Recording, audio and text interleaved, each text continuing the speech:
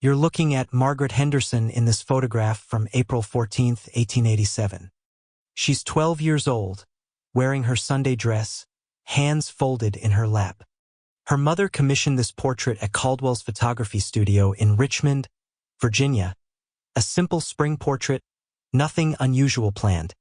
But something happened during that session that would be documented by 4 witnesses and investigated by medical professionals for months.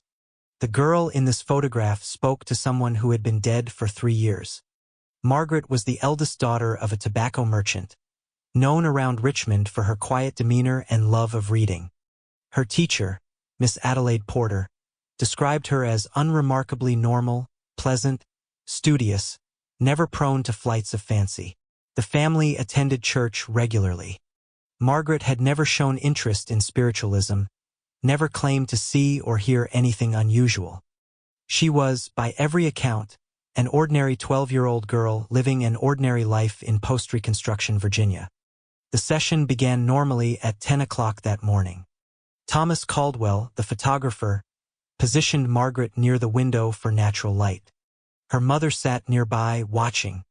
Caldwell was preparing the glass plate when Margaret suddenly turned her head to the left, staring at the empty corner of the studio. "Papa?" she said. Her father had died of pneumonia in 1884. Then the temperature dropped. Caldwell later testified that his breath became visible, though it was 68 degrees outside. Margaret began speaking in a steady, conversational tone to the empty corner. "Yes, Papa. I remember. The willow tree by the river. You carved our initials." Sarah Henderson started crying. Her husband had carved their initials into a willow tree during their courtship, something Margaret had never been told. The detail was verified later by family letters. Caldwell, shaking, continued the exposure.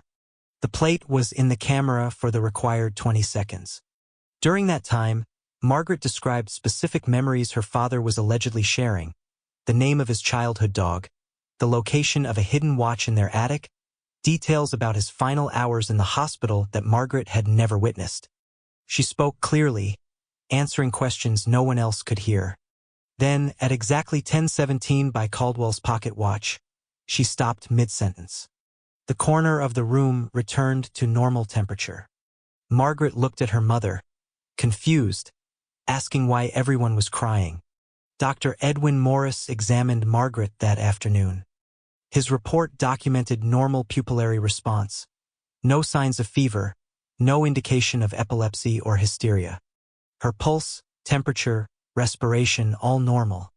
He found the hidden watch in the attic exactly where Margaret described. It had stopped at 3:42, the exact time of her father's death 3 years prior. On May 2nd, Margaret collapsed during dinner. She died within hours of sudden heart failure. Her heart simply stopped, no medical explanation.